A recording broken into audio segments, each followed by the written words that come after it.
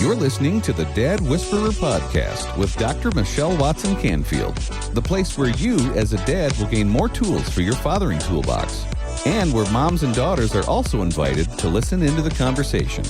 Now, here is your host, Dr. Michelle Watson Canfield. Hello, everyone, and welcome to the Dad Whisperer podcast. I'm your host, Dr. Michelle Watson Canfield, and I welcome you back to this conversation today, especially if you're a dad who not only needs to be championed and encouraged and inspired and equipped and really motivated to be the dad you want to be and your daughter needs you to be, but especially if you're a dad who wants to add more tools to your fathering toolbox. If that's your goal and desire, then you've come to the right place. I love meeting with you week after week, month after month, year after year, and really sitting down with you and saying, I want to equip you to understand your daughter with more precision, more understanding, more clarity, so that you aren't left saying, I don't know what to do. I always say your daughter didn't come with a playbook, but I'm going to help you write one. And that's what I've done in my 2 books, and I do in my every other week Dad Daughter Friday blog, which I've been doing, oh my goodness, now for 10 years. So Dad, I want to equip you so you have no excuses, no regrets, and you have what you need to dial into your daughter's heart space. Well, you know the grid that I use every week, which is simply on your mark, get set, go. So Dad, picture yourself standing there with other dads, getting ready to run your fathering race this week. I'm on the sidelines as your coach, cheering you on and saying, on your mark, get set, go. On your mark is the topic or the theme. Get set, fill that in with stories and stats, and go is always your practical action step so that you can put your love for your daughter and your son into action this week. And you all know that every woman you are married to, have been married to, will be married to, is a daughter. So everything that we talk about here is also applicable in marriage and in all of your relationships, because it's all about how we read other people, understand other people, really pace with them, understand wiring even when maybe they don't have the words, because that's really where your daughter's at, and you are going to be a more effective father if you can know some things on the front end, because we all know that, feelings follow thoughts. So sometimes when there's a big reaction and we don't know what thought motivated it, it helps to go back and say, what was I thinking? What was I focusing on? And so today, really, again, I am here with you saying, I want to help really put information into your brain so that out of that thought pattern and out of that information, you can make proactive, wise decisions and respond even better to your daughter in the way that I know you want to do. Well, with that foundation laid, let's now get the program on the road, the show started. Here we go. On your mark is 14 ways to be supportive when your daughter is triggered and tapped out. 14 ways. I'm going to give you 14 specific things, all short, to the point, and they all start with B-E. B, and I have 14 things. I like using grids that help, organize things, because you're listening, right? You're not looking at something in writing. And so I want it to be clear enough that you can kind of get a rhythm and a template and a grid to lock and load some of what you're hearing as you're driving down the road, working out, whatever it is. So today when we're talking about what do you do when your daughter is triggered, you don't know if it's about you or if it's just her stuff, and she's tapped out. We know the word tapped out just means maxed out. She's overwhelmed, she's stressed, she's freaking out, melting down, all those things. So that's really my definition, just so we're tracking there with the word tapped out. Well, let me begin by just saying something that I know you know. Here it is. We all react and we all overreact. Okay, do I hear an amen? It's part of being human, isn't it? We react and we overreact. We react in response to an action. Reaction, action. So when things are happening all the time around us, we're constantly in a state of responding or reacting to the triggers, to the stimuli around us. Next truth, we all have nervous systems that respond in certain ways when we feel unsafe or we feel threatened. So when your daughter is triggered and tapped out, most likely she's feeling threatened or unsafe in relationships is usually where girls tend to go. It might be even her relationship with herself or her body. It could be with friends. It could be with you or mom or siblings. But really that idea of being aware as a dad that her reaction always has a context. So you never have to think she's just a drama queen. You might have that thought, but you want to never say that to her because that response that she's having in her body is coming from her brain. Then it comes out through her responses, her emotions, her actions. But there's some sense, most likely, that she doesn't feel safe or feels threatened. So just to review something you already probably know as well, is that when our autonomic nervous system kicks in, that kind of automatic response, we tend to respond in one of four ways. Here it is. Fight, flight, freeze, fawn. Fight, flight, freeze, fawn. Fight is I'll take you on and I'll take you down. Like it's on. You know that one. Flight. That's just simply I'm out of here. Freeze is more that sense of I can't move. I'm stuck here. I feel helpless, immobilized. I can't talk. I don't know what to do. I'm flooded. That's a freeze response. Fawn might be one that's new to you. And that simply means I'll submit. I'll do whatever you want just to keep the peace.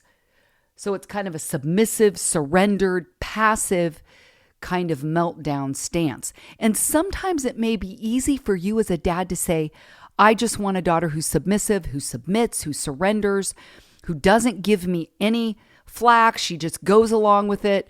But you know what? Some of that response, I'm not saying all of it, but some of that is not the healthiest in terms of a skill set that she needs out in the world to stand up and stand alone and to stand out as a world changer if she's being conditioned to just put a smile on her face, go along with it, always obey.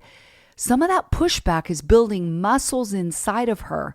And if you, again, like I said at the beginning, can understand, you've got it clear in your mind that what that response is inside of her, there's something in her that doesn't feel safe or threatened. You know, that's why she's reactive and melting down. You will guide her better through the process. And I want to give you 14 ways to do that in just a minute. First of all, I want to just give you an awesome resource, dads. I am going to have Robin Goebel on the podcast here in the next few months. We've talked about it, but we haven't locked in a date yet. So she is a respected play therapist, a colleague that I met earlier this year at a conference, and she has written a phenomenal book, and it's simply titled Raising Kids with Big Baffling Behaviors. Oh my goodness, right? Great title. Subtitle, Brain, Body, Sensory Strategies That Really Work. I want to read you something from her book that's really insightful that ties to this idea of what does your daughter need when she's melting down, when she's triggered and tapped out. Robin says, I know your child has some challenging behaviors that don't seem to make any sense to you. Their behavior doesn't match your experience of reality. But I promise you that their response matches their experience of reality. That's simply how the mind works. We create and then respond to our own reality. She said, as I come to fully grasp this idea, I become less judgmental of others and better at setting boundaries for myself. Now, if the grocery store clerk isn't friendly, I assume their nervous system isn't feeling safe. I don't have to take it personally. If I feel up to it, I can respond with authentic kindness. One small gesture toward cultivating more felt safety in the world. I love this last sentence. You know what our kids need to be invited into safely? They need for us to be in connection mode. That idea of being invited into connection mode means that we as the adult, we as parents have to be grounded first, because if we're not connected to our inner world and we're not connected to God and we're not connected to wisdom and reason, we're going to melt down right along with our daughters, right? So Dad, this idea of for your daughter to feel safe, She needs to regulate with you. That's kind of a psychobabble word, but we all regulate with the people around us. We tend to go up when they go up, down when they go down. But for you to be a proactive father who leads the way, really it's being aware that you being grounded is a real key to your daughter's sense of being seen, soothed, secure, and safe. Seen, soothed, secure, and safe. So if that's your desire and you want to see yourself thrive and your daughter thrive, I want to give you 14 ways to be supportive when she's triggered and maxed out.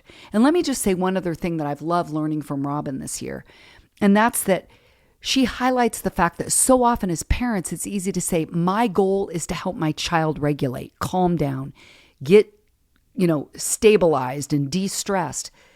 But really, the onus is on us. We have to say, how do I get myself grounded, de-stressed, calmed? Because I can't control someone else. I can help support. But at the end of the day, the best thing you can do is really be focused on your own growth, your own self, your own grounding. Okay, well, here we go. 14 ways to be supportive when your daughter is triggered. Number 1, be curious. Be curious. So if you approach your daughter with a desire to understand, and you actually admit to yourself, I don't know everything that's going on with her. I always say, the thing you think is the thing isn't the thing, right? The thing you think is the thing isn't the thing. So you may assume that reaction in her is coming from this place, when in reality, if you're curious and you wait and you ask questions and you listen, come with a desire to understand what you don't know, she will read you in a positive way because she will feel that you're not just coming to interrogate or trounce on her and be overpowering of her overpowered response, right? And then it becomes kind of a battle of the wills. So a way that you can really dial into her heart space is to be curious, not critical. That's how she will settle and regulate with you while your presence there is loving. And you've heard me talk before about putting the 2 words, I'm wondering, in front of a sentence. It changes how you say what you're going to say. When you say, why didn't you ... or you say, I'm wondering why you didn't ... she will feel the tone of voice that you have change from more intense to more calm, and that's a way that she can calm herself and regulate with you. So there you go. Be curious. Number 2, be understanding. Be understanding. So this is about committing to learning how to pace with your daughter as you sit with her in her intensity. Now, I know that isn't fun. It's not easy. It's not pleasant. When you're sitting there going, I just want to fix it. I just want to see her calm down. Her tone is ruining the atmosphere in our family. Like the feng shui here is not good.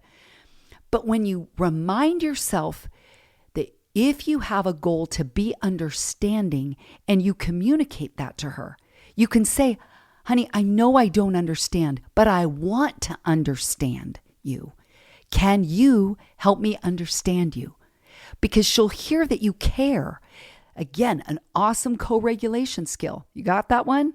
I know I don't understand, but I want to understand. Help me understand you. So you're saying to her, I invite you into a conversation to help me know what I don't know, which goes back to the first one about be curious. So rather than, just trying to dismiss what's going on with her because it doesn't make sense to you or seem legitimate, you are coming to her saying, okay, I realize it doesn't seem like a big deal to me, but it clearly is to her. And then you pace with her where she's at. Okay, this leads to number 3, which is be teachable. I often talk to dads who say they have, a limited emotional capacity. That might not be how they say it, but they're saying, she pushes my buttons, she triggers me because I can't control her reaction. And then I get upset, and then she gets upset that I'm upset. And right, it's kind of a runaway train down the hill with no brakes. And so daughters often don't know how, at different ages, to regulate their own nervous system. We're not born with that. We're born into relationship where the people who are our caregivers help soothe and calm us when we're distressed. Well, the older that daughters get, to state the obvious, the harder it is as a parent, as a dad, to pace with that intensity. I understand that. But imagine the power. If you could even for a minute imagine that you're in your daughter's shoes, or imagine yourself when you were young and your dad would have come to you and said, "Can you teach me how to understand your emotions better? I know you are going to help teach me to expand my capacity to sit with emotions," because that wasn't how I grew up. I know a lot of us heard, you go to your room until you can stop crying and come out with a smile on your face, or I'll give you something to cry about, those kinds of messages. And so it's easy then as a dad to say, that's how I was parented and now that's what I'm doing, and it's bombing. But Dad, I got to ask you, how well did that work for you? You may have learned to push stuff down, but now you have an opportunity with your daughter to sit in emotional intensity and little by little, gradually like a muscle, expand your emotional capacity. But you have to be willing and teachable first, and you have to desire to move in that direction. So let your daughter know you want to be a student and you're willing to learn and you're willing to grow. Well, we're going to take a quick break. When we come back, I'll keep the list going of 14 ways to be supportive of your daughter when she's triggered and tapped out. We'll be right back.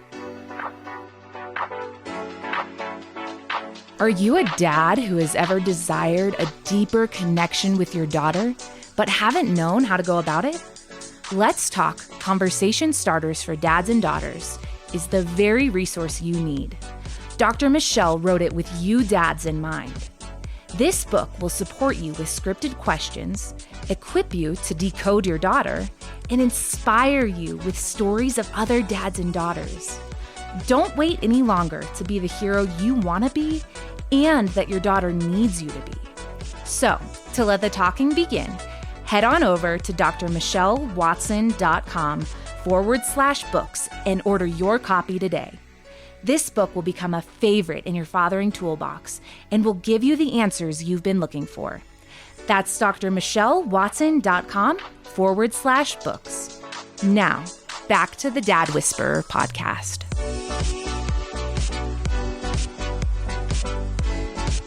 Welcome back. Well, let's keep the list going. We've already talked about be curious, be understanding, be teachable. Now, number 4. Here's the 4th way that you as a dad can be supportive when your daughter is triggered and tapped out. Number 4, be kind. Now, that one might sound to you a bit feminine, like, I don't know that many men that say, yep, I'm out on the football field and my coach is like, guys, be kind. That doesn't tend to be a natural default for a lot of men, because it's counterintuitive. But when I think about the fact that Scripture says that God's kindness leads to repentance, this has to be a quote unquote masculine. I know God is not gender specific, right? He's masculine and feminine.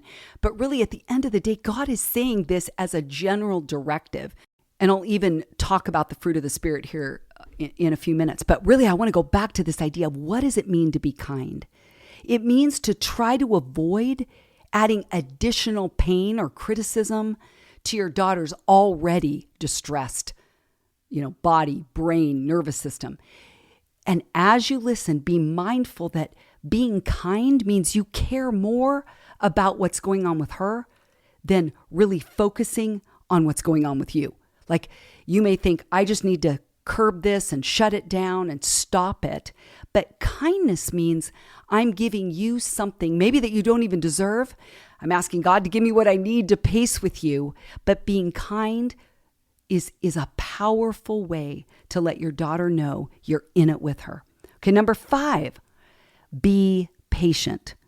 Oh my goodness, this is a hard one. This one is really hard for me. I want everything yesterday. I'm a firstborn. I want to run hard. I want to go hard. I want to reach the finish line. And so this idea of being patient is not my favorite thing. I mean, all the time. You can ask anyone who's ever known me. I want to see more doors open. I want more opportunities. And when they don't happen, I go, I don't get this. I hate this. I don't understand God and His timing. But I know in my spirit that His timing is perfect. And so this idea of developing, muscles of patience is powerful and profound. And It has to happen, especially as a dad, if you want to pace with your daughter's process. And being patient, I love all these P words, being patient as you pace with her process. So let your daughter know that you're okay giving her time to settle, that you don't have to demand that it gets talked about right now, whatever it is that's going on, but you give her space. You're working at not reacting to her reaction, which I know is hard for all of us not to do. But really, the truth is, don't take it personally then if she's needing more time away from you and you're like, nope, an hour, that's too long. You've already not come out of your room and we need to talk now. I'm telling you, it may require more patience if you really want to be supportive. When she's triggered, she's tapped out.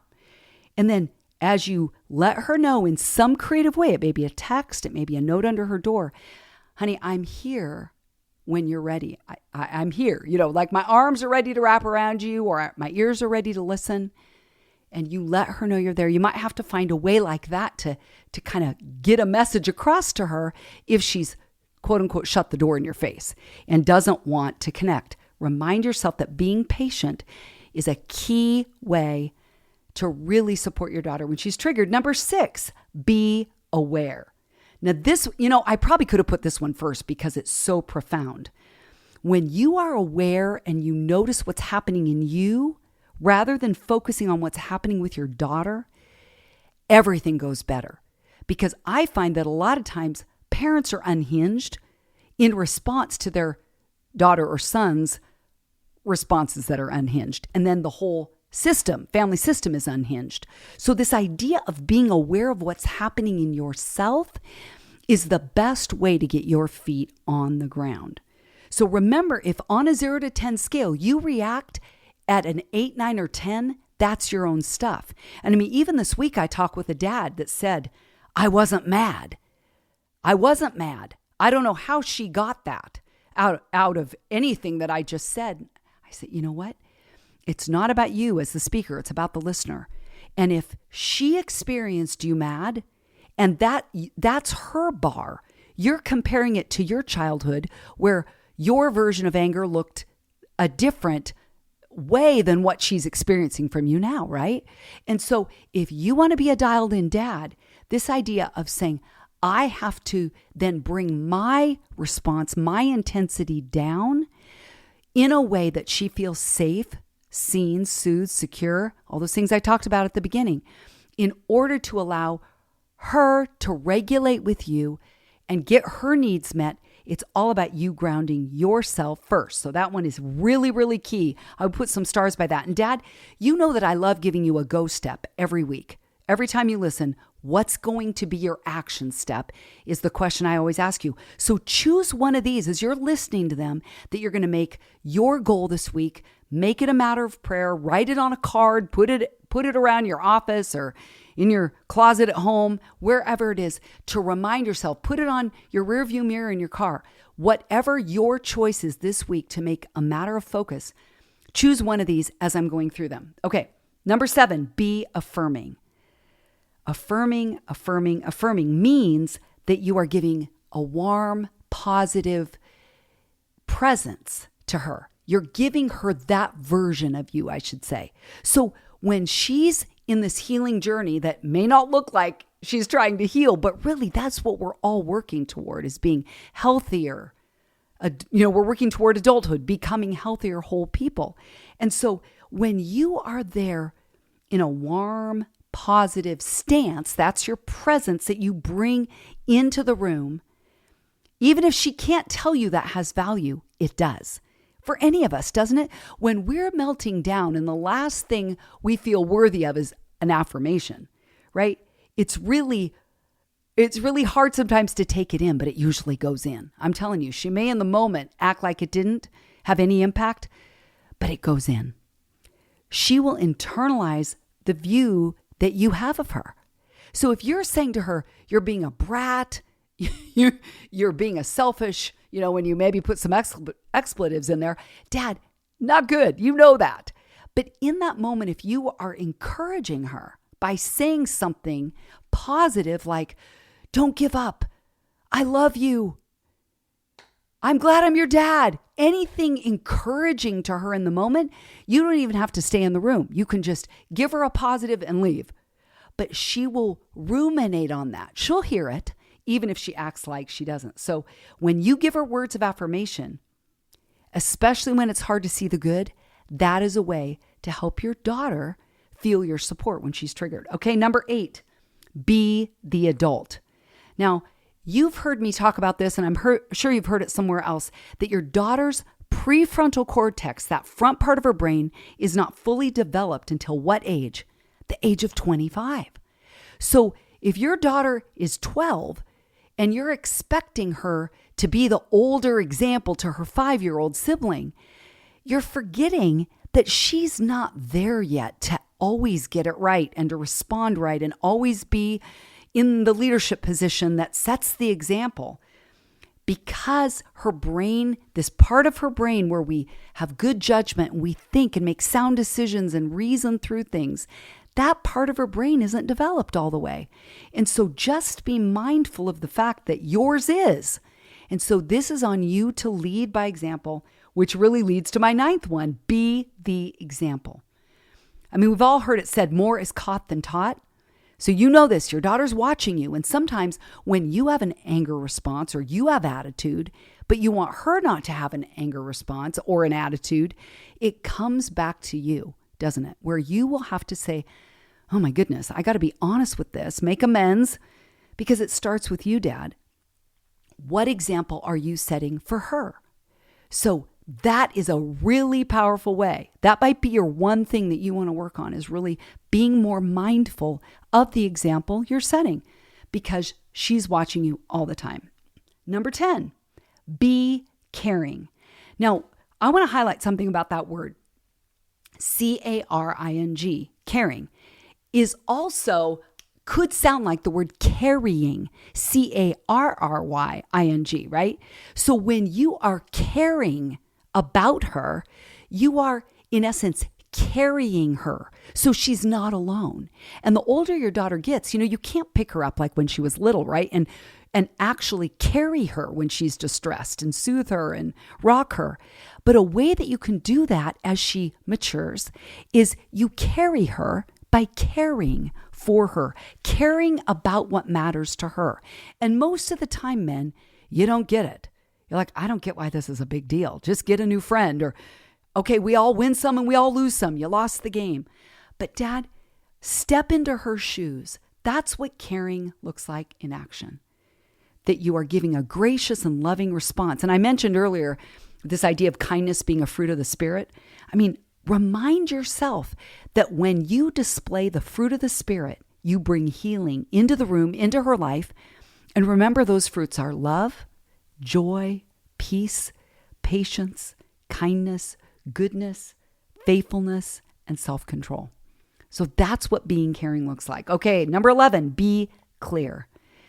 So this is okay, Dad, to set boundaries and not always continue the engagement when she's in the heat, right, of the moment. Things are going in the wrong direction of calm, and sanity in your home. But remember that being gentle is key, because when her brain is on fire, remember, she's not thinking through things clearly. Her emotional midbrain is on fire and leading the way. So when you are giving clear responses, it's short to the point. Things like, honey, I'm sorry you're hurting. I'm going to be in the other room. If or when you want me to be there for you, I'm there. I love you. Clear to the point. You're not giving a message that puts her down. I mean, I just talked to a dad in the last week who said, that's exactly what he said to his daughter. Like, why are you being such a drama queen? And saying that in the heat of the moment. And as you can imagine, it bombed. So this idea of being clear is being clear with kindness, right? So these all go together, is saying to yourself, right? Because you're grounding yourself. You're aware, this is not going well for me. I need to exit stage left and get into another room, or so that I'm not saying something I regret. But being clear is, honey, I just want you to know I'm going in the other room. Because if you just leave, she'll assume that you're abandoning her or rejecting her or disappointed with her or hate her or something negative. But when you clearly just state the obvious, honey, I'm going to go in the other room. I love you. I'm praying for you. Or something short to the point, that will go a long way to your daughter feeling supported. Number 12, be communicative. So really that goes along with being clear, because you want to communicate that you're there for her, but even if you need to leave and go to the other room, you just want to make sure to put words to what's happening, because she's not in a place when her emotional midbrain is on fire to be able to put a lot of words, because that comes from this different part of the brain in the front. And so when you could say something like, honey, is there anything I could take off your plate? Is there anything I could do for you right now? What's one thing? Or you say, hey, could I run an errand? Like, what one thing could I do? That might be a way to communicate love in the moment. So there's number 12, be communicative. Number 13, be encouraging. So when your daughter, or really any of us, are triggered, there's often what I call a time warp, where it's like the past and the present kind of get all mixed.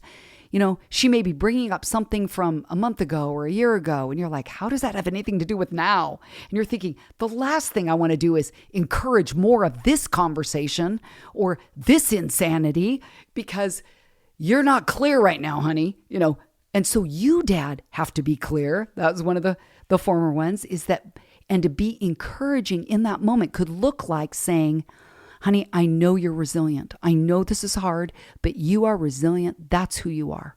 And you leave, or you write that on a note. You give her a positive encouragement to counter what she's probably telling herself in her head or has heard from someone else and is replaying that. So you encourage her about her beauty or her commitment to grow, or you know, her hard work ethic, and you really speak words of life into her. That will help her de-escalate as she's regaining her equilibrium. So there is a positive one, Dad. Be encouraging. Number 14, we're finally to the last one, which is simply be willing. What I mean by that is that if you have the strength and capacity to come alongside her and in a way bring her coping resources that she isn't either using in the moment or doesn't have at all, depending on her age, depending on her skill set, her wiring, her personality, she may not have developed some of those muscles yet. But if you can come alongside her and be willing to step into the ring, into the intensity, to bring powerful and effective calming resources. So that could be breathing with her. Honey, breathe in through your nose 4 times to the count of 4, out 6. 1, 2, 3, 4. Out 6. In 4, out 6. You could breathe with her. That will help regulate her brain and her emotional system. You could pray with her or over her. You could sing. You could put music on. If you sing horrible, it might make her laugh. You might put something on your phone that you know she loves to listen to that would calm her spirit, calm her emotions. You can give her a hug. You could walk with her. You could go exercise. Go, come on, honey, let's just go for a walk. You don't even have to talk with her, but you're co-regulating by being willing to be in the intensity with her. So again, make sure not to force anything, but pace with her as she's in that process. And if she says, no, Dad, I don't want to be around you right now, be willing to take one for the team. Be willing to let her gut punch you. I mean, I know that isn't pleasant and there's a limit. I'm not saying every time, but sometimes as you're developing your muscle memory and getting stronger, you can remind yourself, as Robin Goebel said earlier, is not to take that personally, but to know that's her stuff. That's her, that's her emotional system right now. She's imploding in her nervous system, so that you're willing to go the distance to love her no matter what. Because the truth is, sometimes we know we're the most loved when we're the least deserving. Well, there you have it, Dad. 14 ways that you can support your daughter when she's triggered and tapped out. Let me review them, and I want you to choose as your go step one of these to make the focus of your thoughts, your prayers, and really make it a goal this week so that it comes out in your behaviors so that your daughter knows how much you love her. 1, be curious. 2, be understanding. 3, be teachable. 4, be kind. 5, be patient. 6, be aware. 7, be affirming. Number 8, be the adult. Number 9, be the example. 10, be caring. 11, be clear. 12, be communicative. 13, be encouraging. And 14, be willing. Well, Dad, I trust that the things that I've given you today that will help really build your skill set as a dad who's dialed into your daughter's heart space will go a long way, especially this week, in helping you be the dad you want to be the hero you want to be. So, Dad, the key word today is be. Be present, be active, be dialed in, because at the end of the day, that is the best way that you can support your daughter when she's triggered and tapped out. Dad, it has been so great to be here with you today. I'm so thankful that you've taken the time to listen to this podcast and share it with your friends. I'm Dr. Michelle Watson, the Dad Whisperer, signing off and encouraging you to make today a day where you intentionally and consistently invest in pursuing your daughter's heart. Go, Dads.